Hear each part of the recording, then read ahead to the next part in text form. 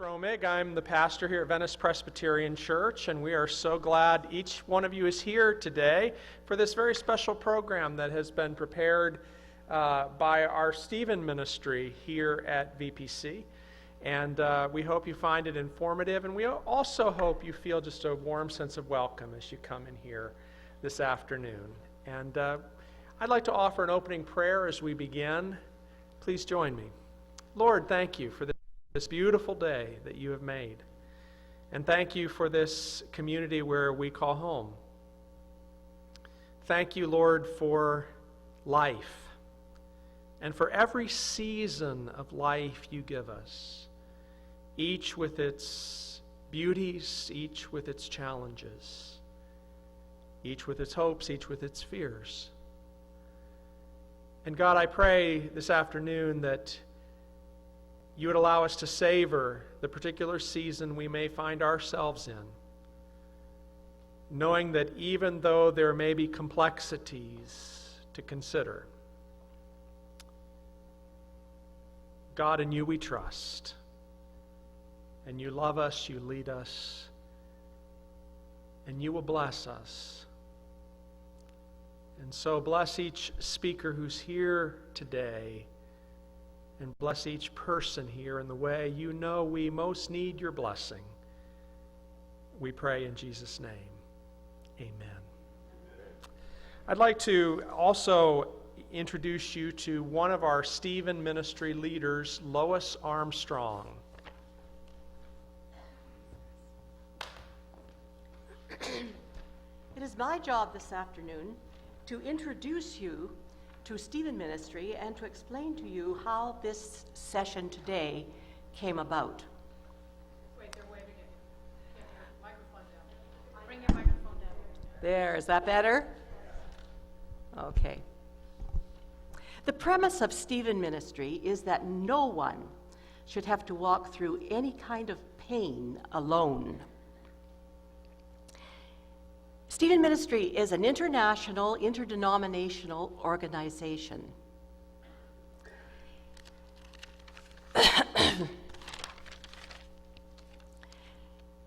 Stephen ministers are dedicated Christians who have had 50 hours of intensive training in coming alongside hurting people and walking with them until healing makes it no longer necessary. We have 41 Stephen ministers in our congregation, and they look after not only our members, but hurting people in our community. If you would like to know more about Stephen Ministry, or perhaps you are thinking of someone who could benefit from having a Stephen minister, you will find brochures on a table in the narthex with contact numbers, and we would be happy to respond to any call from you.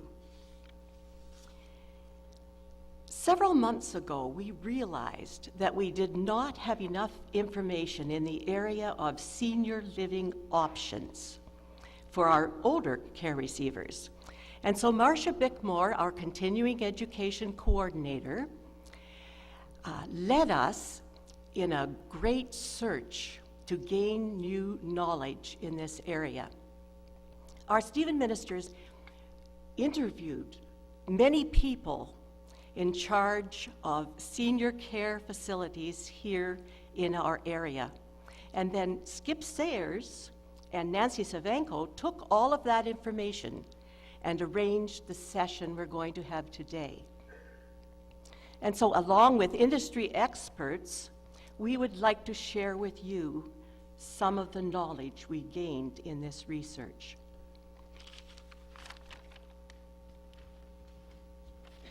Thank you, Lois. This is one of the reasons why most of us were in there. She explained that so well that we couldn't wait to join, and it was a wonderful opportunity. At this time, would most of you either dial up or dial back on your phones so the long-distance calls don't come in today? Welcome to the next step. As we just heard from Lois last March, Marcia Bickmore asked teams of Stephen ministers to visit the 32 or so senior living communities in our area. We discovered that considering the next step is a very complex and emotional decision. The outcome of our exploration was a compilation of the 34 questions that you'll find on the back page of the brochure that you had here. These are things that as you would visit these areas that you would probably want to find the answers to those questions. I guess you want me to be away from the podium? No? Okay.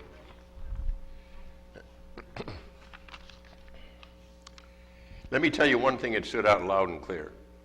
None of these facilities fit the definition that our parents and our grandparents had of old folks' homes. They're nothing like what Mom and Dad and my grandparents wanted to stay away from. These are basically inviting institutions. The vast majority offer lifestyles consistent with today's understanding of enjoyable living. Unfortunately, too many people find themselves making this decision of where the next step is under duress, following a hospital stay or at the insistence of well-meaning family members, medical professionals, or representatives from the government. I think it's probably one of the strongest things that we can say is that the next step should be yours and not somebody else that is not chosen for you. We met a lot of people in some of these places that were in their 60s.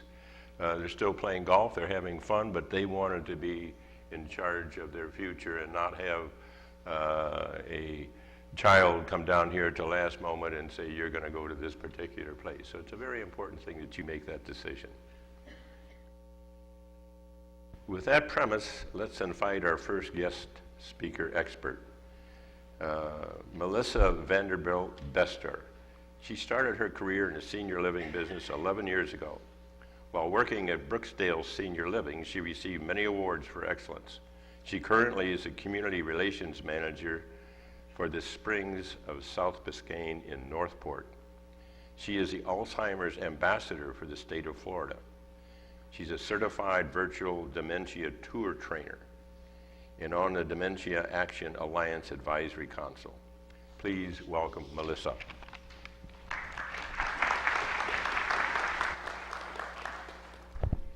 Thank you very much. It's a pleasure to be here.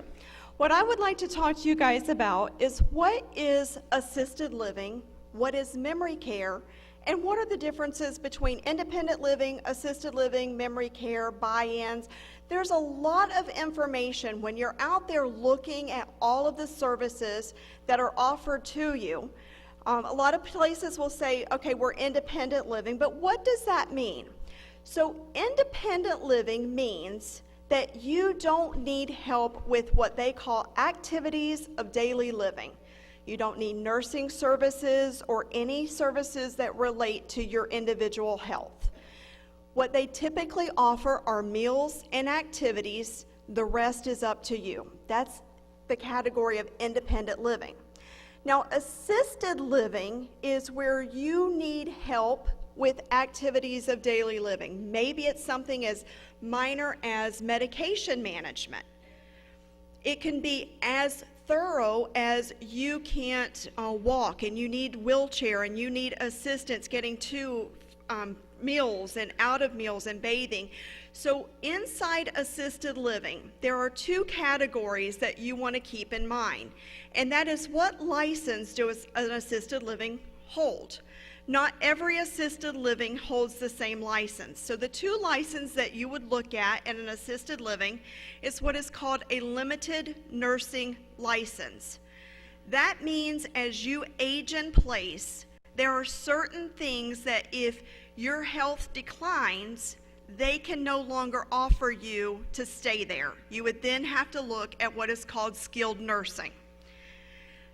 In addition to that, some assisted livings offer what's called an ECC license. That is an extended care license that you can actually age in place and stay in that assisted living until you pass. So you have independent, you have assisted, and then there's something called memory care.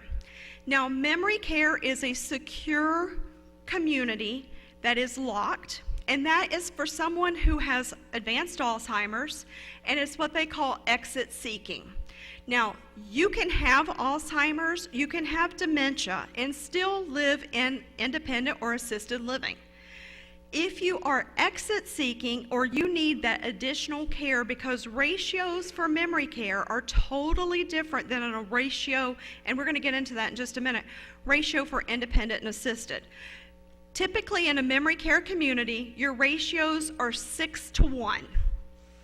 That means for every patient, you have a licensed nurse, CNA, med tech, or what's called a resident assistant with that person in a 6-to-1 ratio. In assisted living, your ratios are typically, depending on that assisted living, typically what the state requires is a 15-to-1 ratio. That can be a CNA, a nurse, it can be a resident assistant, but those are your typical residents. Now, independent living, there aren't the regulations because, like I said, you have to be independent with your activities of daily living. What does independent buy-in mean versus month-to-month rental agreements? When you're out there looking at your options for independent assisted, you're going to see some places that are called a continuing care community. Typically, those continuing care communities are a buy-in. So what that means is you can come in independently, you put so much money down, and then you still have a monthly rental on top of that down payment. But what that's guaranteeing you is that you will always have a place to stay regardless of your income. Now, with that being said, keep in mind they're protecting their assets as well, and they're going to make sure that your net worth and your income is pretty good so that you're not going to run out of money by staying with them. A lot of places are strictly a month-to-month lease agreement. So you don't have to do any income verifications. They don't care what your bank account is. They will tell you this is how much you pay for your apartment and your care every single month, and you either say, yes, I can afford it, or no, I can't. So, and memory care is typically an all-inclusive. So when you're out there shopping for the differences in assisted livings and independent, a lot, like Skip was saying, a lot of times now, you can go into an assisted living as a totally independent resident. You don't need help with anything. You're just there for socialization, meal prep, and housekeeping. As you age in place and as your care needs continue to progress, then you can go under the license of whatever that assisted living holds. It can be an LNS or an ECC license. That way you don't have to move from apartment to apartment to apartment. You can stay in your apartment, whatever apartment you choose, for as long as you reside in that particular community. The only difference would be if you did need memory care and they had a memory care community in that assisted living, you would have to then move an apartment to the memory care community. So there's a lot of options out there. What I always tell families is pick your top 3 places. And guys, even now, start now, because like Skip said, don't wait until it's out of your hands and you're told by a rehab or a hospital that you can't go home, that you have to go into an assisted living community, and then you're doing it out of need instead of finding the place that fits your particular wishes and wants.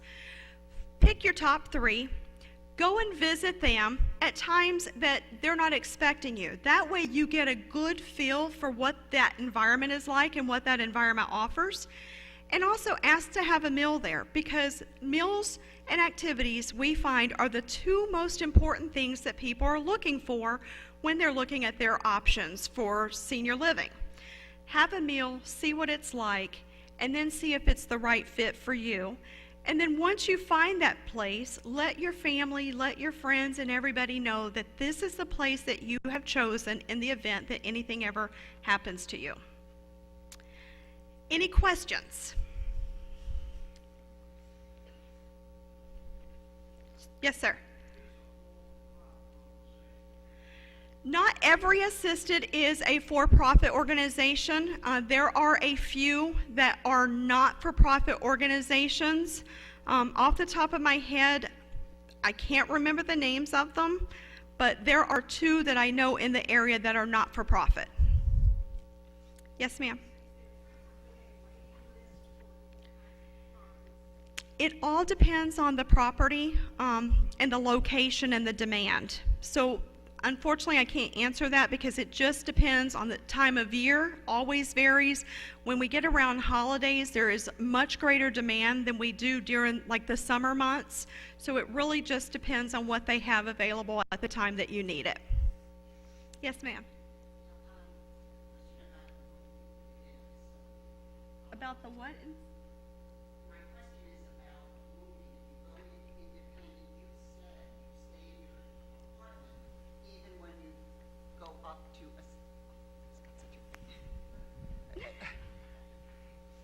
So if you start out as independent in an apartment and you go over to assisted, you said you stay in the same apartment but your level of care increases. I don't know that that's true in some of the facilities I've been in. If it is a buy-in community, that is not the case, because in a buy-in community, they have separate entities. They have independent living as one entity, assisted living as an entity, and then they have memory care as another entity. So if you do a buy-in, then you cannot stay in your particular apartment as you age. That was why I wanted that clarified. My second question is, I have some familiarity with a lot of the facilities, and I've been in the facilities on weekends, and the ratio of care to the resident, where my mother was, and when she got sick, there was one nurse for the entire facility. So that caused me to have to do all the running to the drugstore and whatever. It was pretty scary. I've also been in other facilities that they downgrade on the weekends, and there are very few, caregivers or nurses there. How do you ensure that they maintain the level of care throughout the 7-day week period? Very good question. In each community, that executive director determines what staffing. They always have to meet the state guidelines, number one. However, you're right. On the weekends, you do find that in some places, the care is much, much smaller than what you have during the week. That's the question that you would want to ask up front when you meet with them. And it should say in your paperwork what your care, what their staffing ratios are, even on the weekend. So that would be a very important question to make sure wherever you choose that staffing is continuous. Yes, ma'am. Ballpark for buy-in is all over the place. I can tell you the standard here in Sarasota County, you're starting at $100,000 and going up. That's the standard. $100,000 for your buy-in. Yes. For a buy-in. What a buy-in is that is your, if you want to think of it as an insurance policy that says as long as you pay your monthly and you put up your $100,000 in advance, that you can stay there and age in place. Read the contracts. Guys, this is my attorney part coming out of me. Please read your contracts and read your fine print regardless if it's a month to month or if it's a buy-in. Know what you're getting for your money. Yes, sir. With the buy-in, is it the same for two people moving into the same apartment or different? Typically not. Typically you pay per person, and then your monthly fee is going to be per person. They usually have a second person fee on top of that. And then how much of that buy-in amount is recoverable by your descendants if you no longer? That's where you have to read your contract because they all vary. Yes, ma'am.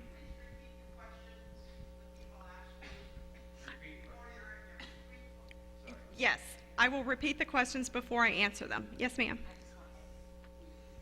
asked about the buy-in and how much.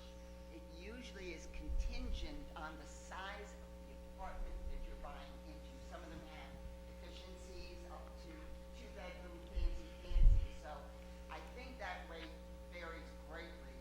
depending on what she was asking is the buy-in and the 100,000, if that varies based on the size of the apartment, and it does. It depends on what size of apartment that you're choosing. Yes. Yes, sir. Shouldn't you consider nursing as part of the equation? He asked, should you consider nursing as part of your... Yes, okay, so assisted living typically always has a nurse, at some point has a nurse on site. With us, we have a nurse 24 hours a day, 7 days a week. Not a nursing section. No, you mean nursing home? That's part of it. Some buy-ins have a nursing home as part of their community, yes. Yes, sir. One other question about the buy-in. So if you make a choice and you think you like this place, and then you don't like it, and you've given them your buy-in, then can you have reasons for changing your mind? He asks us, once you've given your money to a buy-in and then you decide you don't like it, do you have choices? Again, it depends on what the contract and how that contract is written as to the length and how much money, if any, would be refunded. Any other questions? If you have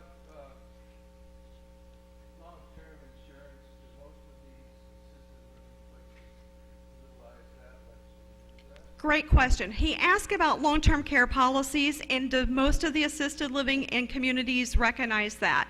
The answer is most places will work with long-term care policies, and you only question you want to ask them is, do you have to do the work, or will that assisted living do the work for you? Now, if you have a long-term care policy, you have to have 2 needs of activities of daily living in order for them to pay. So just keep that in mind if you do have a long-term care policy.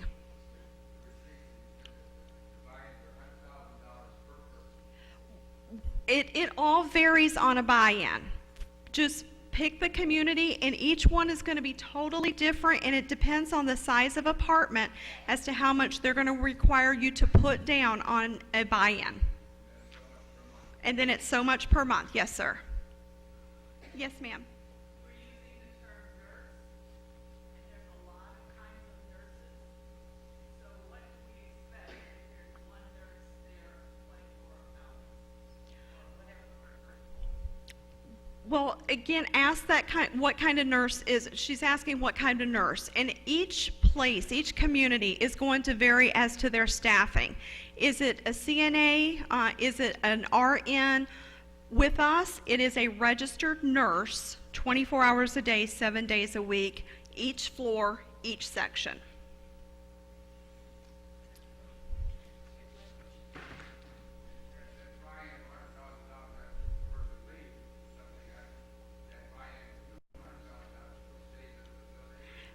You have to read the contract as to how the buy-ins work, because every buy-in is totally different in what you get back and what they can keep.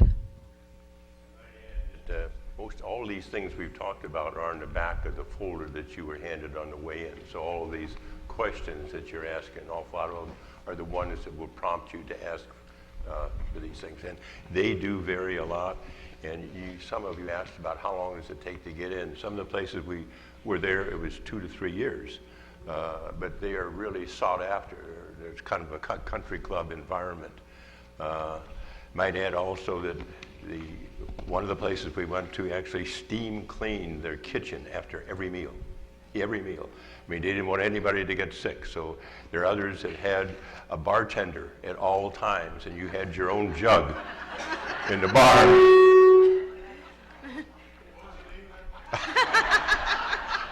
I'll see if my commission is still working with them. But it was funny. You had a locker over here, and it's got your jug of Jim Beam, and there you have a bartender that you can get a mint julep or whatever else you want, no charge. You bring the booze, and it's open 7 days a week. I mean, these places do vary a lot. Okay, guys, let's move on. I'll let you know about it. Yeah, okay. Okay. Okay. My name is Nancy Savanko. I am a Stephen minister with Venice Presbyterian Church, and it is my pleasure to introduce Carmel Scheyhing. As you'll soon hear, if you didn't hear her earlier, she was born and raised in Ireland. She and her husband, daughter, and Labrador dog moved here to Venice in '04. They enjoy all that Venice has to offer. They're very active members of their church and the Relay for Life Cancer Drive. Carmel is in her 9th year in the home health industry and works with a lot of awesome nurses and therapists. I think you'll find that she can provide you some insight into what services are covered under Medicare and what services are not. And if you are paying close attention, you'll also hear ways that home health can benefit patients in their homes. Carmel.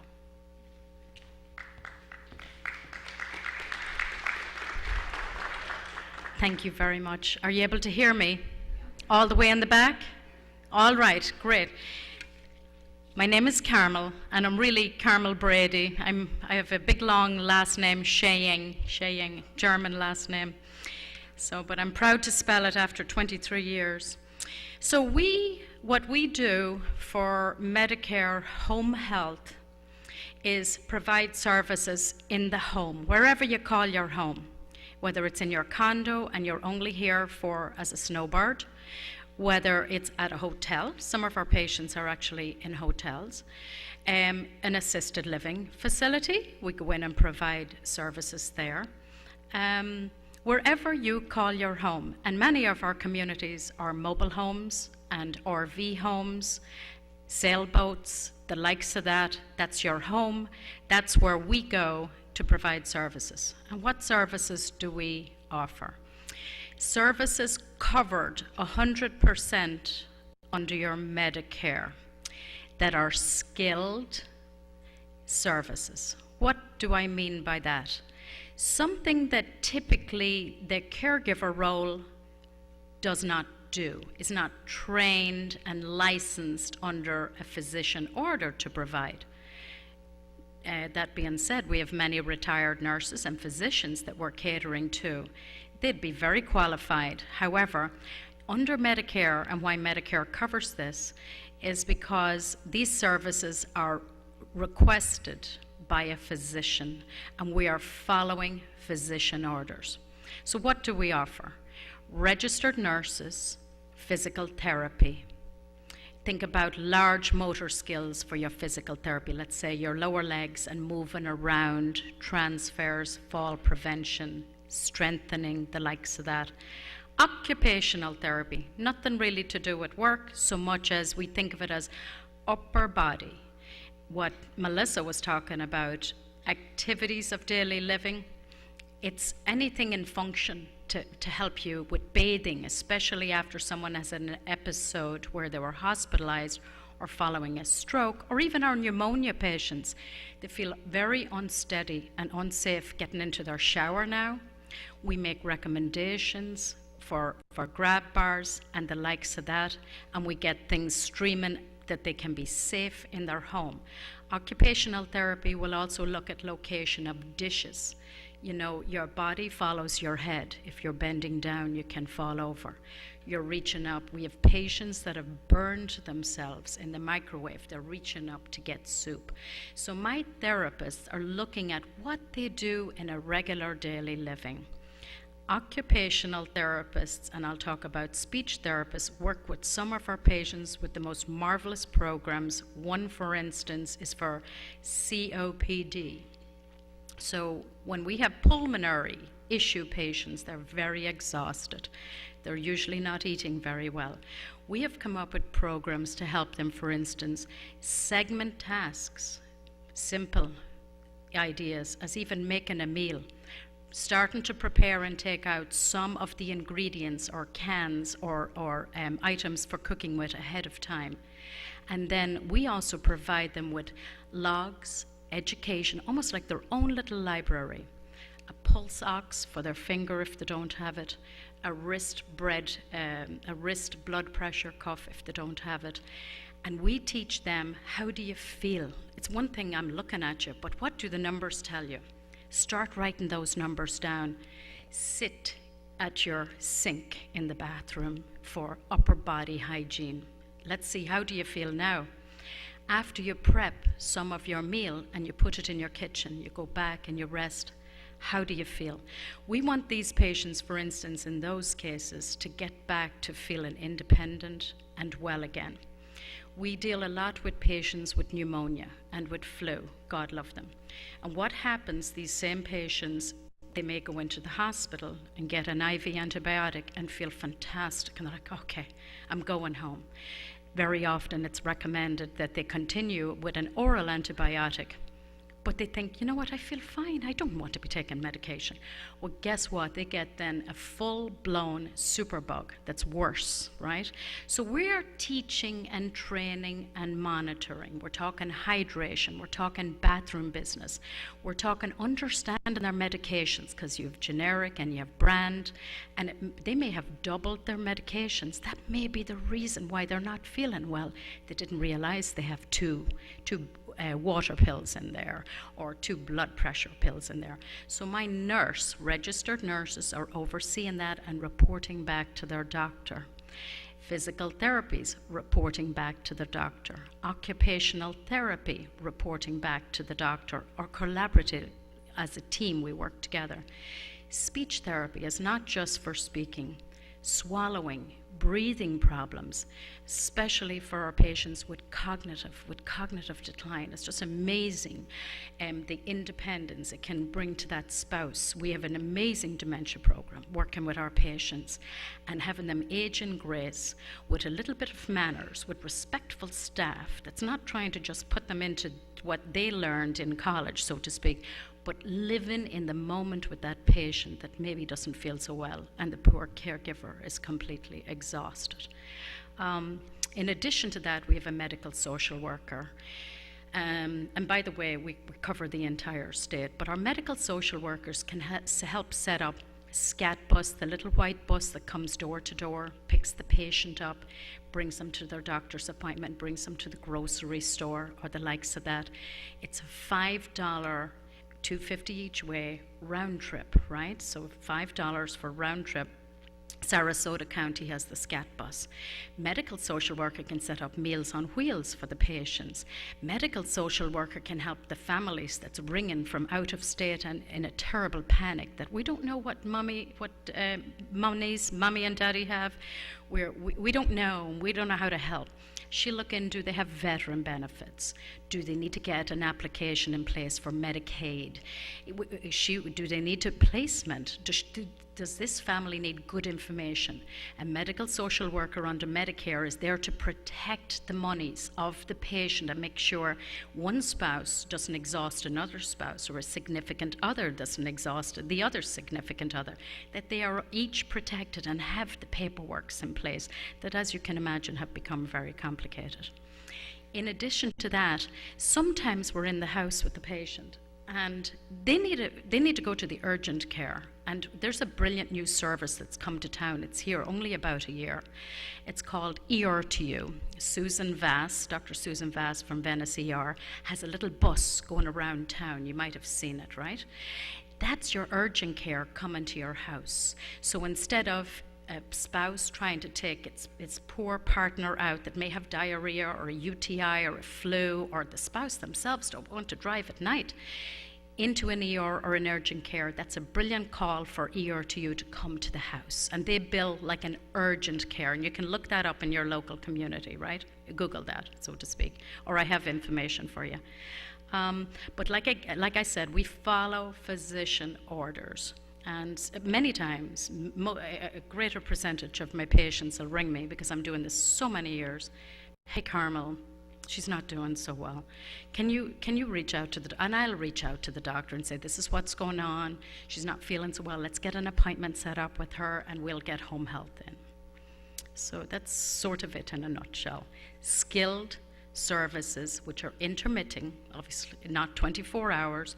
A nurse might be in a house 20 minutes, a half an hour, or 2 hours, depending on what's going on, and or physical therapy.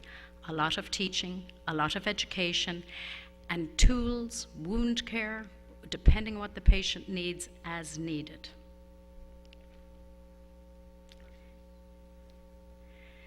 Yes, ma'am.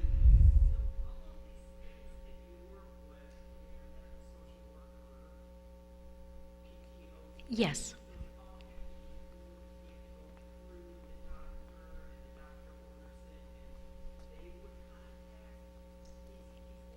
Yes, so she's asking if the different services that I offer, medical social worker, speech therapy, occupational therapy, a registered nurse, or physical therapy. Some patients have great needs, need many of these skills. Some patients only need one. They only need the nurse. They don't need anybody else. They just need maybe dressing changes for a few days post-surgery when they come home, that you have a sterile, licensed person following and teaching. We're always teaching patients what to do and look for signs and symptoms of infection. Her question was related to the doctor. You can reach out to me or you can reach out to the doctor and say, I think mom could really benefit from some help at home. How can we make home health come in? Yeah. That's a good question. Yes. How long are the services under Medicare covered for? It's called an episode. Once we start care, an episode runs up to 60 days. Some patients, unfortunately, like our stroke patients, right, they need beyond 60 days. We might still be tweaking. We can then recertify for another 60 days. We have had patients, but they're very few. They're less than a handful in the entire county that have needed us continually. We have to show Medicare that these patients are still very chronic and in need of us, otherwise they completely decline. So we have to document to show Medicare, look at, we can't pull out. Or they will end up being rehospitalized, which is way more expensive on Medicare to enter back into the hospitalization system. My company is a 5-star on Medicare website. I'm in my 9th year. We've gone through a name change. However, we have months of 0% rehospitalization. Some of our area competitors, that's why, like Melissa said, it's good to compare. Our state average is about 16% of the time someone that's managing them, they ended up back in the hospital. We are either 0 to 4 or 5%.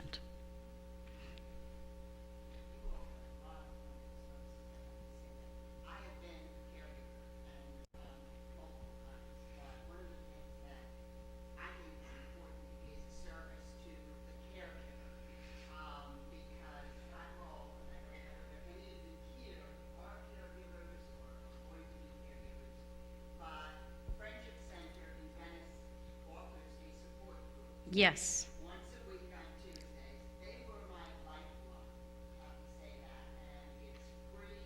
There are people there, all like us, at various points in our lives, helping the spouse, helping the parent. And it got me through. So if anyone wants to know about that, it's just a wonderful place. It's wonderful people and lots of information. You're right. And we, Somebody like you. yeah. And we make lots of recommendations for that. We also have behavioral nursing. That means psychiatric nursing. Very recently, we had a lady that said, you gave me my life back. When she had an emergency surgery, and during that time, her husband died.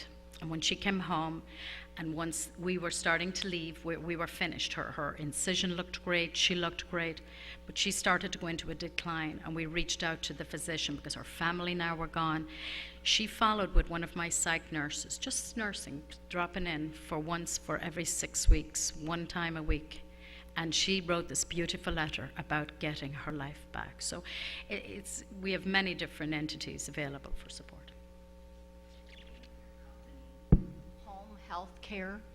The name of the company is actually, most people are familiar with Infinity Home Care. It's about 2 years ago, a very large 42 state, one of the oldest home healths in the world, or in America, purchased Infinity Home Care. And we're now called Amedisys. A medical system is where the name comes from. But interestingly enough, they took our head nurse from Florida and put her in Baton Rouge and started rolling out the programs nationwide that have made us very successful.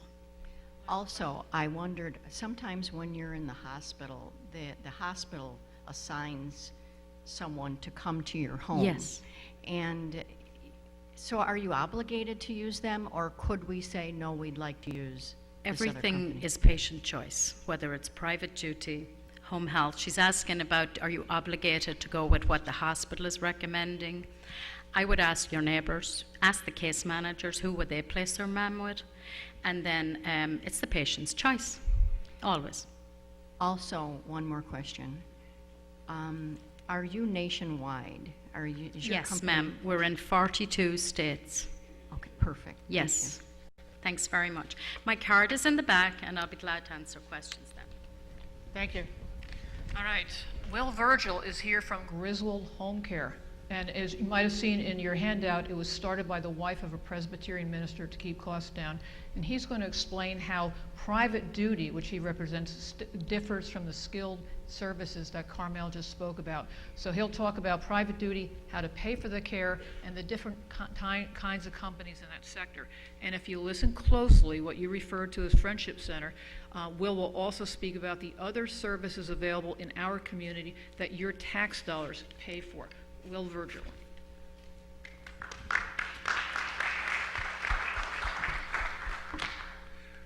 Good afternoon, everyone. Thank you for the opportunity to come and speak to you.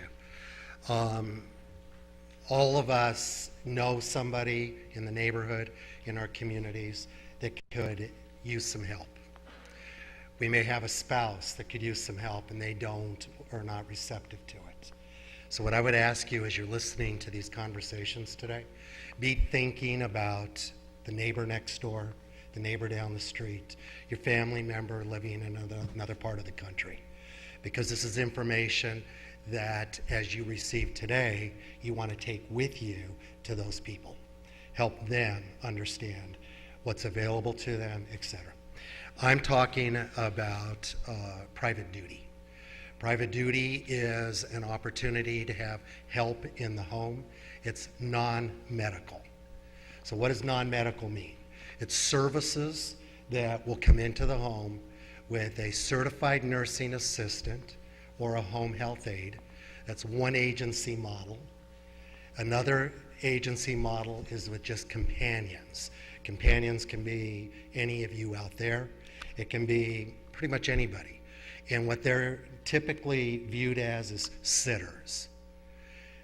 In the industry, those are the two primary go-to-market kinds of agencies that are available to help you and your family. As caregivers, one of the things that we see regularly, those of us here on the stage, is that we see that the caregiver in a home is tired. They've been taking care of their spouse, their loved one, and it can really wear on you. And so one of the things that we would encourage is that as you're thinking about these conversations today, how do I take this information and apply it in my home?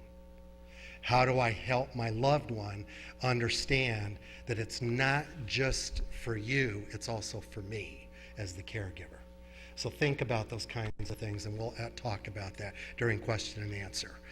How do you pay for private duty? Private duty is traditionally a service that it's out of pocket. It's paid for through VA. It can be paid for through private insurances, long-term care insurance. You also have, a lot of us have life insurance policies. In the marketplace about 2 years ago, the option of converting your life insurance to long-term care was legally approved in the Congress. And so now you have that ability to look into your health insurance, your life insurance, to see about converting some portion of it or all of it to help in your quality of life. Those long-term care insurances, we heard from Melissa, can be utilized in assisted living, in skilled nursing.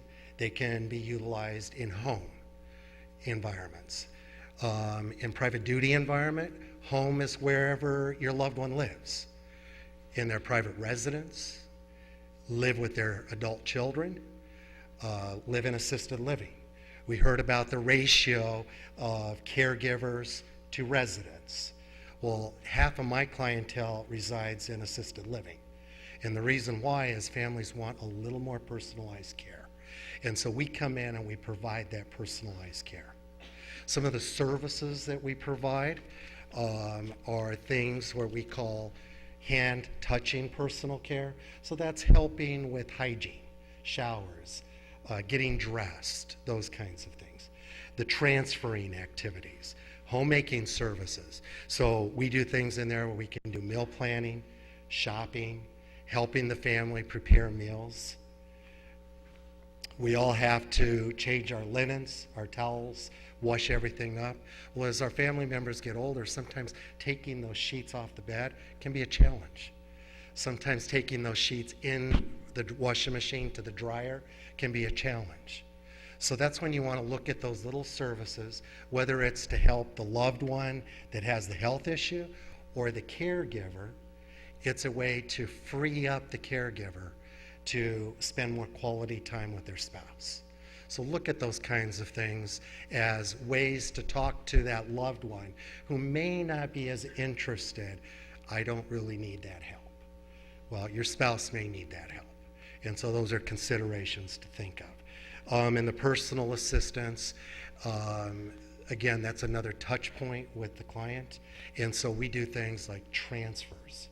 All of us have seen somebody who's just too weak. They can't get up from the chair to stand up to their walker very well, so we have to help them up. The commode from the walker, the wheelchair to the commode, that type of thing. Those are all really important services that allow our loved one to have dignity and respect and be able to stay in the home of their choice. And so those are important services to consider.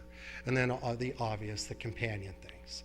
So we work with families to ensure that we're there as a friend, as someone that they become friends with. Our loved one can now have something to look forward to. Mary's coming in today, and Mary and I are going to play cards together. Mary's going to take me to the senior center. We talked about the senior center. We mentioned them briefly earlier. I would encourage all of you, whether you have what you think is a need for any kind of assistance. The senior center has great services that, as you were talking, and I would encourage you on Tuesday, Wednesday, and Thursday for lunches, go in and have lunch and enjoy the music and the dancing. Absolutely. Comments, questions? Yes? Correct. Which gives caregivers, again, a chance to go to a sport meeting, get their hair done, whatever it is. I work there, I volunteer there. Right. It's fabulous. And people in the VA, they're more, I've never seen so many elderly men. I really haven't. It's really a diamond in the rough, you might say. But it's a wonderful program. It's a wonderful program, is what she was talking about. And the one thing I'd say for some of you women out there, if you're looking for a dancing partner, you'll always find one there. It's a lot of fun.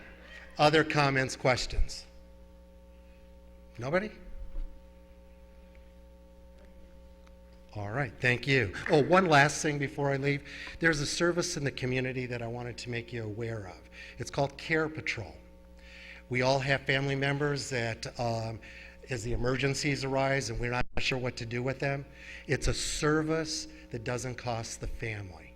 I have brochures on the desk and I'll talk about it further, but it's something to consider. They can help you with assisted living, skilled, home care, that type of thing, and they're a great resource. They know all the communities up and down the coast here, and I think you'd be very happy when you talk with the team from Care Patrol. Thank you.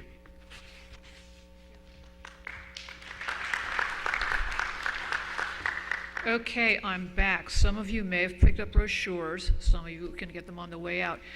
As was mentioned earlier, somebody asked a question about, will there be space available at the facility of my choice? We highly recommend that you guys be proactive and choose where you might want to go down the road. But I had a neighbor recently who decided they would go to a place. They were told for the unit they wanted, it would be a 12 to 18 month wait. So you need more than one choice, and it depends on the place and the time of year, as was mentioned. But we have brochures on two places. They're basically clearinghouses for when you find that there's no room at the inn of your choice. One is called A Place for Mom, and let me give you the plus of that. It's free. It costs you nothing. They will probably by phone or computer do a profile on you to find the best fit for you in our area. The negatives of them. How they get paid is if you book into a place, they get some money that first month. So they're only going to show you the ones in our geographic area that have a contract with them. So that's the negative. So you're only going to see certain facilities. The other side of the negative of that is once they select places for you, you are going to be inundated, emails, phone calls, internet, with information from these places. The other place is called Navamaze. Lord knows how they came up with that name. The pro is they will sit down with you in your home, do a profile, and help you come up with some of the best places for you in your area. The negative is you get to pay for it. Not expensive from what I understand, haven't used it, but it's a choice. But then you get the full range of places in your area. So there are brochures. If you didn't get them handed out on the way in, they are available on the way out. And now we move on to, Kathy Burke. Kathy Burke is going to speak to you about, no, I'm sorry, Matt. Matt's next. Matt Rheingans is, as most of you would agree, we have excellent schools in Venice. Matt is a proud graduate of Venice High School. He came, some of your tax dollars at work. He came home to practice law in 23. He's been practicing elder law since 2010. He is board certified as a specialist in elder law by the Florida Board. He has an AV rating by Martindale-Hubbell. So if you are or were an attorney, you know that's the highest rating from a very prestigious and the oldest lawyer rating service. Matt's currently president-elect of the Academy of Florida Elder Law Attorneys. So that's the organization in Florida that provide advocacy, education, and action on behalf of seniors and those with disabilities. Matt Rheingans.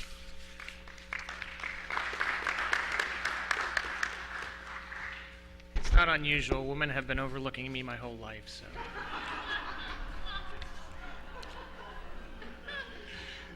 Thank you, like Will said, thank you for the opportunity of letting me speak today.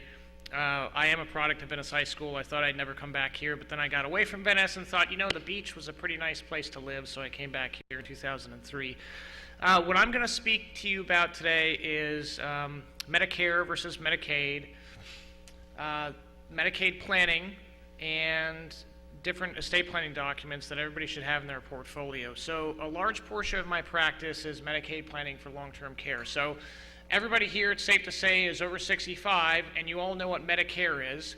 Medicare is the red, white, and blue card we get when we hit 65, or we've been determined disabled by the Social Security Administration for 30 months, we get Medicare benefits. There's Part A, which is hospital insurance, and Part B, which is your specialists, doctors, radiologists, that sort of thing. Under your Part A Medicare coverage, there's limited long-term care coverage. Up to 100 days, has to be triggered by a 3-day stay in a hospital, not it's admitted versus observation status, so you have to be careful about that. And then you go get discharged into a skilled nursing rehab facility, and you get up to 100 days of coverage. Days 1 through 20 are paid full boat by Medicare. Days 21 up through 100, if they let you float that long, are paid 80% by Medicare, and either 20% is picked up by your supplement, or the other 20% is private pay out of pocket. It was designed, Medicaid, when it was enacted by Lyndon Johnson back in the 60s, was an extension of FDR's New Deal programs. And it was, meant to be part of the safety net of our society. So it's really, the idea with it is you're supposed to spend down your assets before you qualify for Medicaid. People don't always do that, though. What happens is, in Medicare, this long-term care coverage was designed to be something like Mrs. Smith has a fall, she breaks her hip, she has hip replacement surgery, and then she goes into a skilled nursing rehab facility to receive PT and OT, and then she gets discharged after a period of time. Medicare is not designed to be a long-term care policy for somebody who's on the decline and they're going to stay in the nursing home for the duration of their lives. So the question becomes, how are we going to pay for this, and where are we going to house the person? You've heard excellent speakers today talk about housing people in assisted living facilities, and the spectrum goes something like this. Independent living, my parents are 84 and 74. My dad retired back up north to Milwaukee, to our home state of Wisconsin. but when he lived here, he lived in Jacaranda Trace and independent living. They had basically a condo, and then if you scale down a little bit more, it's assisted living, and then, God forbid, anybody ends up in a nursing home. You have skilled nursing home coverage, which is the traditional setting that most people think of with elderly people in a nursing home, although somebody said they're not like they used to be. There are a lot of good facilities in the area. Well, how do you pay for that? Assisted living, in my experience in doing this, when people come to see me, is in the range of low threes on the low end to about 60, high sixes for memory care unit. Like Tustin Gardens opened earlier this last year. It looks like a Four Seasons when you walk in the place. They were running a deal with all-inclusive memory care unit for $6,500 a month. Skilled nursing care coverage is going to run $8,500 to $10,000 a month, so you can burn through your assets very quickly at that rate. And somebody else mentioned that you've got to worry about exhausting one spouse's assets. You know, everybody's gotten married, and I meet couples in my practice who have been married 50, 60 years, and they've accumulated this wealth over time, and then one spouse gets sick, and they go into the nursing home, and the burn rate is $10,000 a month. And the spouse that's out in the community still is freaking out a little bit. They're like, am I going to lose my home? We're going through retirement too quick, that sort of thing. So this is where Medicaid comes in as a stopgap. When I grew up, my dad is a diehard Republican. He told me one time, he goes, I've never voted for a Democrat because I shouldn't say this. I never felt one was worth a damn. But, you know, so I was raised with a very, like, personality that, you know, don't get on the government dole, Medicaid's for poor people, that sort of thing. I'm here to tell you that in my practice, this is part of our social services program that we've all paid into, and very few people in the greatest generation of the boomers have planned how to pay for long-term care. So Medicaid planning is not for the poor people that you think of when you think of Medicare that immediately jumps to your frame of mind. I do Medicaid planning for people in the range of, you know, 0 assets to $1 million, $1.5 million in assets. You know, the idea is we want to preserve our wealth for my spouse and then obviously for the future generations too, and to pay for modalities and things that Medicaid won't pay for. So how do you, and these rules vary from state to state with Medicaid. Medicaid is a joint federal and state program. So what I'm talking to you is Florida specific. The states contribute money to the cost of Medicaid, so there allows some leeway and discretion in how they administer these programs. The federal statute provides a ceiling, or not a ceiling, a floor that the states can't go below. But again, they're allowed some leeway and discretion in how they administer the programs and what services they provide. So typically speaking, the higher tax northeastern states have more expansive social services programs. Medicaid, for instance, in New York and Connecticut will pay for services in a home. In Florida, Medicaid will not pay for services in a home or assisted living facility. They will, but there's a long wait list called the waiver wait list to get these services that are about 20,000 people deep. You don't automatically go to the end of the line when you sign up for this. They prioritize you based on severity of need and the severity of case. But Medicaid in Florida for nursing home care is a true entitlement program, and it's a phenomenal benefit. And the way it works is this. They look at a married couple as a single filing unit. So we're married, we're one unit now. So they take into consideration the spouse's assets. Let's say Fred is going into a nursing home and his wife is Wilma. Fred can have no more than $2,000 in what are called countable assets. He can have no more than $2,250 in gross income a month. Medicaid uses gross income figures to calculate its budgets and to determine whether you're below the income cap. Wilma can have she has no cap on her income. She can have $1 million in income a month, and Fred still qualifies for Medicaid. And she's subject to an asset cap of $123,600. It's called the Community Spouse Resource Allowance. The theory being, just because my spouse is in a nursing home doesn't mean that I should end up destitute and on the streets. So they allow you to keep $123,000 in countable assets. So it begs the question, well, what's a countable asset? It's anything you can spend down in general terms. Anything that's got cash surrender value. Life insurance policy with more than $2,500 in cash surrender value, your savings accounts, your checking accounts, your non-retirement accounts are countable assets. Annuities generally have to be liquidated. Your IRAs and 401ks are a special bird in that if they're in payout status, everybody's north of 70 and a half has to take RMDs off their IRA. The principal of that account is exempt. However, the income it spins off will count towards that person's income cap each month. Now, when I said the spouse can, and the homestead is also exempt, your primary residence is exempt. No equity cap on the home if a spouse or a dependent is living in it, so you could have a mansion out on Casey Key, and the spouse could still be on Medicaid.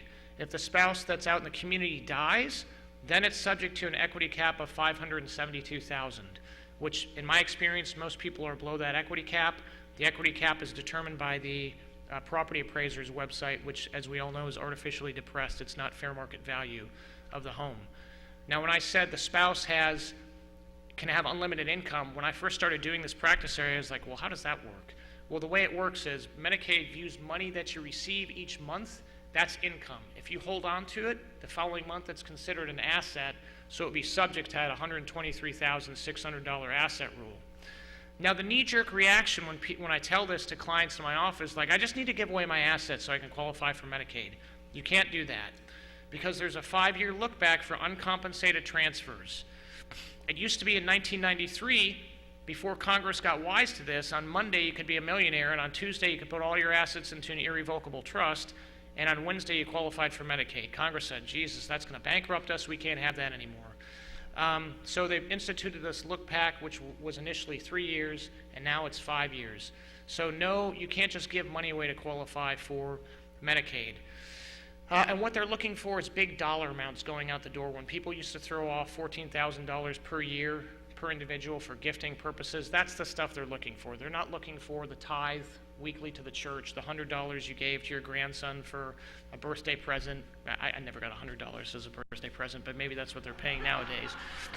That was more like $25 was Grandma would give to me. But that's not what Medicaid is looking for. They're looking for big dollar amounts going out the door. Here's where the planning aspect starts. If you have a home and a spouse, then you're in a pretty good shape because there is no penalty for spouse transfers between spouses. So the planning always starts like this. Fred has $500,000 in assets. Well, we dump everything over to Wilma. That brings Fred down below the asset cap. If he's over the income cap, we can deal with that with a qualified income trust. So not a problem. And then we do all the planning from Wilma's perspective. And the weird thing about Medicaid is this is almost like a game of 3-card monte where you get it out of the person's purview for a while and then you bring it back in.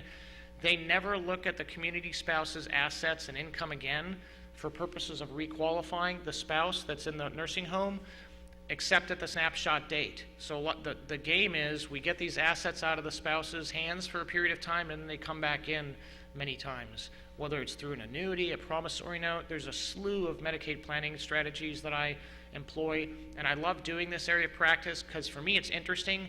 Each family unit has its own variables, its own dynamics, their own assets. So for me it's like putting a puzzle together every day. You know, you give me something to do, I'm like, oh, this is neat, I can do this planning aspect. And the benefit you get is that husband, Fred, qualifies for Medicaid to pay for his nursing home care and it doesn't run out of money. Right now. Medicaid reform is on the horizon. I don't have any confidence in this Congress, whatever comes out of it. Who knows how long that's going to take. But right now, the rules we're operating under are that it'll pay for Fred's nursing home care and it doesn't run out of money. He has a copay to the nursing home each month. Essentially, his income is lost each month to the nursing home for his copay. Medicaid will allow him to keep $105 for his personal needs allowance. They'll allow him to keep his Medicare supplemental premium and his prescription drug supplemental premium paid, and his spouse might be entitled to some of his income too to bring her up to a certain minimum allowance. Many people in the greatest generation didn't work outside the home, so I see their income, the female's income is maybe only Social Security of $600-700 a month. They will automatically port over to that person enough income to bring them up to $2,030 a month, all the way up to $3,023 a month, and then there's a way you can get more than that if you need it. So that's what Medicaid does. For the assisted living side of it, even if you come off the wait list in Medicaid, and there's no transparency in how this wait list is kept. I've had, and this is a source of frustration for us as elder law attorneys, I've had clients come off the wait list in quick as 2 months. I've had people on the wait list for a year and a half, and they prioritize you based on need. But even when you come off the wait list, the benefit you get for assisted living is $1,000 to $1,300 a month payment to you or the assisted living facility. It just depends on the rate that the assisted living facility has negotiated with the state. And not so much the state, but there are actually care plans that they negotiate with now, like Sunshine State Health, United Healthcare, Molina. They've negotiated a reimbursement rate. So many times, if you're a veteran, VA benefits are a better planning option for assisted living facility. There are aid and attendance and housebound allowance benefits that are a cash stipend paid directly to the vet or their spouse. In order to qualify for those benefits, you have to be below a certain income level. You're allowed to deduct your unreimbursed medical expenses from the income cap to determine whether you qualify. And to be a qualifying veteran, you have to have served 90 days active duty. At least one of those days has to be during a declared period of war. So we have World War II, the Korean War, the Vietnam conflict, and we're still in a period of war.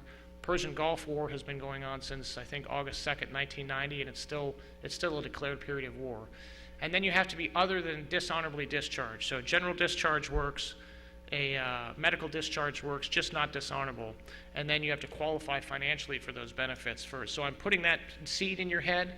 If you're in an assisted living facility and your monthly income isn't enough to carry the day, maybe veterans benefits is something that you should look at to carry the day for assisted living facility payments. Or if you're in home and an independent living, that may be something you look into, because Medicaid's not a good, VA's a better program for assisted living. Medicaid's a much better program if you're in skilled nursing care, because I've had a client at Manor Care who spent $200,000 through a long-term care insurance policy, ran through all the money, and then stayed in Manor Care another year and a half, and so their Medicaid benefit was probably close to $150,000. So it can help with people who stay for an extended period of time in a nursing facility. Last thing I want to touch on before I open up to questions is basic estate planning documents. If you have a spouse that's on Medicaid, when you die, you can't leave that spouse money outright. If you do, that'll put them back over the asset cap. So you have to adjust your estate planning documents. You leave money to that spouse in what's called a special needs trust set up in your will. Medicaid is run by the Social Security Administration, so the rules for disabled people and elderly people are very similar. And the Social Security Administration distinguishes between first-party special needs trusts and third-party special needs trusts. Third-party special needs trusts are set up by somebody else with somebody else's money. So in this instance, Wilma dies. She leaves her money that we transferred to qualify Fred for Medicaid back to Fred, but she leaves it in a supplemental needs trust or a special needs trust created by the court, has to go through probate, so it's created by a third party. Now, we can have $1 million in this trust. It's exempt as an asset for counting for Medicaid, and there's no Medicaid payback required when you pass away. There's no lien on it. The kids are named as remainder beneficiaries typically, and then when Fred passes away, assets are just distributed. Whatever's left after Fred passes away is distributed outright to the kids. Your power of attorney. In order to qualify somebody for Medicaid, I deal a lot of people who have cognitive disorders, dementia, Alzheimer's. You can kind of lump Parkinson's in there to some extent, where they become non-functioning.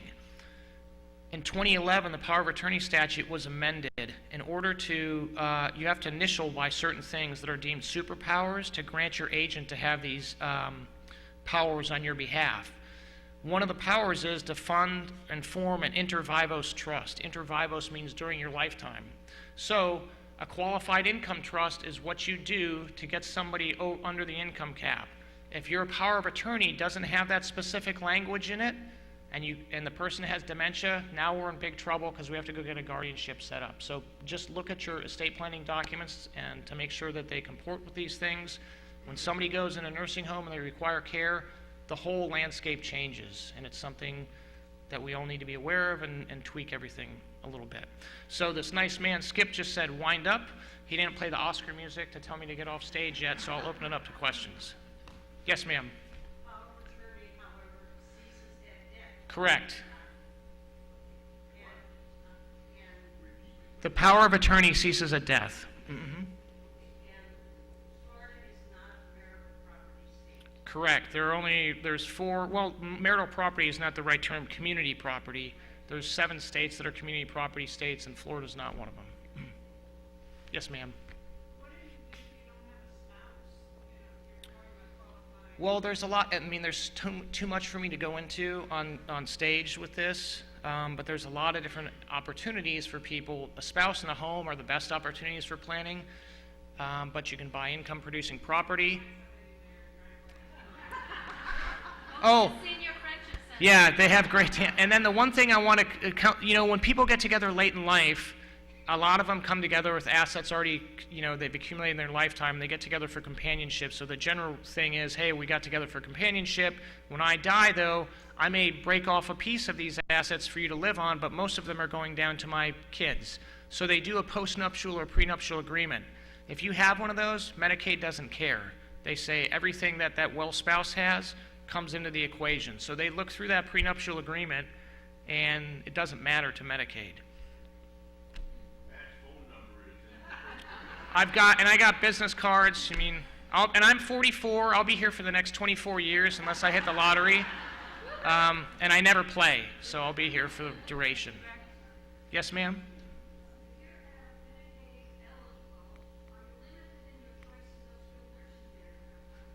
That's a great question. Did everybody hear what you said? Are you limited in your choices of skilled nursing facilities? And the answer is yes. There are some facilities that just don't take Medicaid.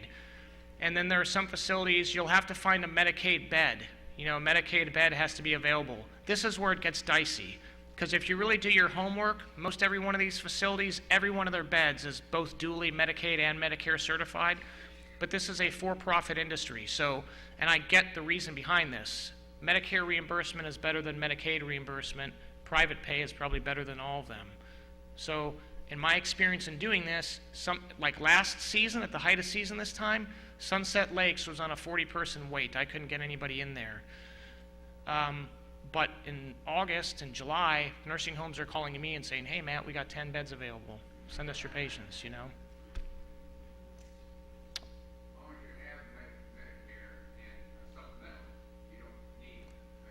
That's not true if you go into a long-term care facility, because remember, Medicare doesn't pay for long-term care past 100 days, and neither does your supplement.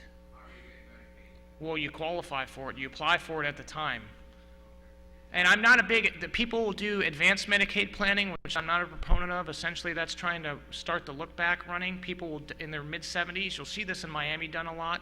In their mid-70s, they will dump all their money into an irrevocable income-only trust. And then 5 years and 1 day goes by and they apply for Medicaid. Well, they've outrun the look back. That trust is off limits. The income it spins off always affects their eligibility, but we've locked up these assets. I don't like doing that because it's a very aggressive planning technique. I don't know if that's going to be available 5 years from now. And most of the time the conversation stops when I say you have to give up all ownership and control of your assets, and people are not cool with that. They're not comfortable turning over the controls to their kids.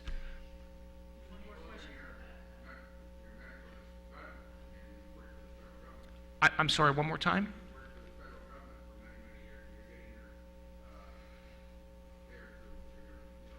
Like TRICARE through the VA or...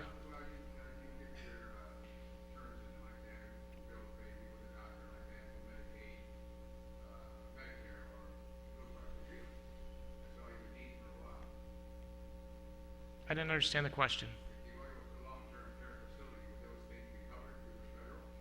Well, I do have people that were like a federal postal employees, and they, covered through the Office of Personnel Management, and they have specialized health insurance policies. Those things still, typically they're deducted from their pension, and they allow those things to keep being paid because Medicaid wants that in place because Medicaid is the payor of last resort. They take the hit last. These other insurance companies, they want in front of them to pay before they do. Yes. Well, only one of you can qualify at a time, but the spouse can claim through a qualifying veteran. Just don't get remarried. And I heard an old adage, too. I had this woman come to my office who was like 75, and she's like, hey, Matt, my husband just died. Is there anything I need to do? And I said, no. Typically, you guys owned everything jointly. No probate's required, but I want to counsel you something. Hey, if you get remarried, your homestead becomes, he gets rights in the house immediately of homestead rights. And she just interrupted me in mid-sentence. She's like, not doing this again. At my age, they're just looking for a nurse or a purse, and I'm not going to be any one of those things.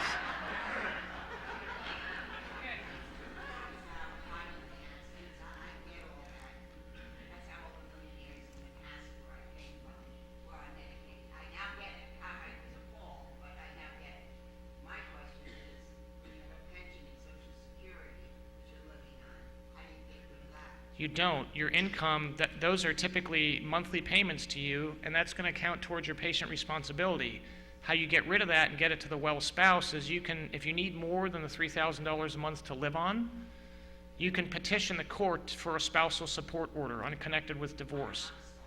Well, then you're stuck. That money is going to be lost every month as your copay to the nursing home. Thank you. You're welcome.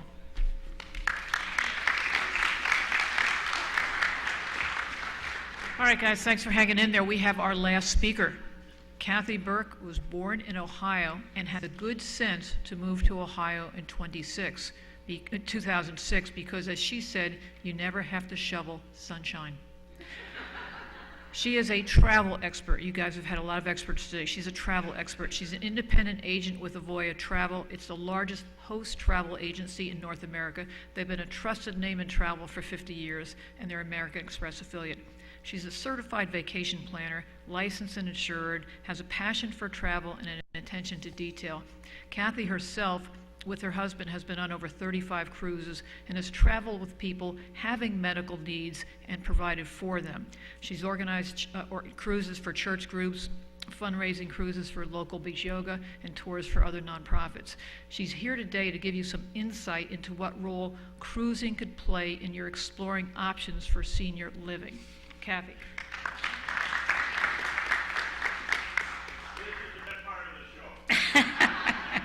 Well, thank you. Good afternoon, everyone, and thank you, Nancy. And yes, I am a personal vacation planner, but I am also a problem solver. Now, earlier Nancy mentioned the clearinghouses you could contact for available units to find an assisted or independent living facility when they tell you there's no beds available at the inn. Well, if that's the situation you're in, call me. I can put you on a cruise until your place is ready. I can. Now, if you sell your home and you want to cruise the world, many people do that. Bucket list trip, world cruises, grand voyages, those are especially popular. And as an example, you can live on a cruise ship. A lady from New Jersey lived on the Queen Elizabeth II for 9 years after her husband died. And she recently died at the age of 94, living on the ship. Another lady, age 88, has lived on a Crystal Cruises ship for almost 10 years. And then this guy, he's 67. The crew has nicknamed him Super Mario. He's taken more than 950 cruises over 20 years, mainly on Royal Caribbean. Now, do you still have places on your bucket list you want to see before you move into assisted living? If so, call me, because I can get you there, wherever there is. Another question people have is they put off traveling because of medical needs like kidney dialysis or oxygen, wheelchair, whatever. If that's your situation, call me, because I can put you on a cruise or even a tour that caters to your medical needs. Now, did you downsize when you moved to Florida? And do you miss your grandkids and those big family gatherings you used to have? If that's the case, call me. I can put you and your loved ones on a multi-generational cruise or a land tour. They're really popular. I have a lady right now who's celebrating her 80th birthday this week on a cruise with 20 of her closest family members. So if you're ready to stop shopping, cooking, cleaning, taking care of your yard, your home, and all the stuff that goes with it, call me.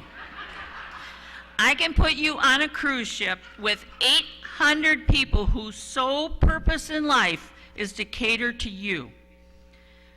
Another question that I run across is, are your northern relatives staying longer and longer at your house in the wintertime? Or are you finding it hard to find a rental for the snowbird season next year? If you are, guess what? Call me. I can put you or your northern visitors on a snowbird cruise. It leaves Miami January 12th. It comes back April 2nd. 80 days of pure paradise just for you. Are you a serial traveler? And I don't mean Kellogg's. I mean, do you cruise a lot? Because if you do, call me. I'm an independent agent with Avoya Travel. And as Nancy said, Avoya's been in business over 50 years. And because of their partnerships with the world's leading cruise lines, river cruise lines, and land tour companies, I can almost always get you a better deal. Call me. And finally, I'd like to mention travel insurance. Don't ever, ever, ever leave home without it. Travel insurance not only gives you peace of mind, it protects you, your vacation investment, and the policy that I travel with is the one I use the most for my customers. It provides not only the usual kind of things like, lost luggage and trip delay and what you would expect a policy to cover, but it also covers $500,000 for emergency medical evacuation to get you and your travel companions home from wherever you are in the world. The average price of a medical evacuation off a ship in the Caribbean right now is $85,000. And on top of that, you get emergency medical dental coverage up to $50,000.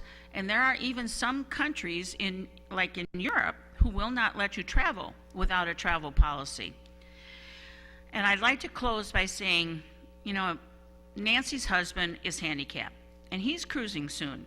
And I've arranged for him to receive special pampering for his embarkation, his debarkation, and a special handicapped cabin. And last year, my husband was handicapped on our last trip together.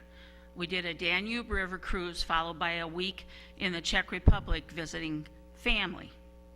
And then he died a couple of months ago. So you can do it.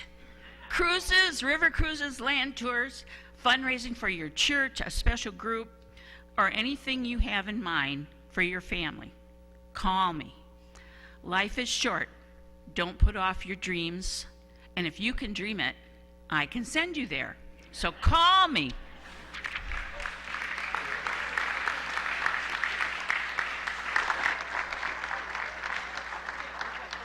He's on his way. Yeah. One of the things she failed to say, most of these homes here that you will go into, the price is $160 a day. The average cruise price is $135. So you've got 30 some odd dollars to tip, and the crew will think that you own the line. It's unbelievable the kind of stuff, the service that you will get. Well, I just wanted to thank you all for being here and thank our wonderful guests that we've had here, very enlightening, and their phone numbers are in the brochure that you got if you'd like to proceed with any other inquiries. Pastor Burke?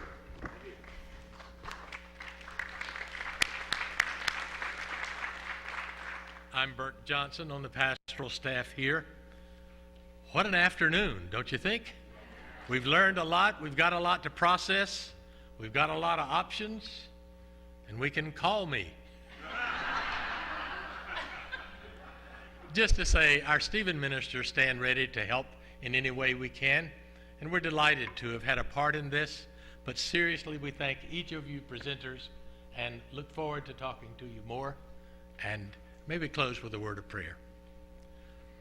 Father in heaven, we come to you in this Lenten season grateful for blessings beyond our own understanding. And we thank you today for the insights we have gained and the information that has been given to us. We pray that you would continue to bless us as we go forward. So again, be with us. In your name we pray. Amen.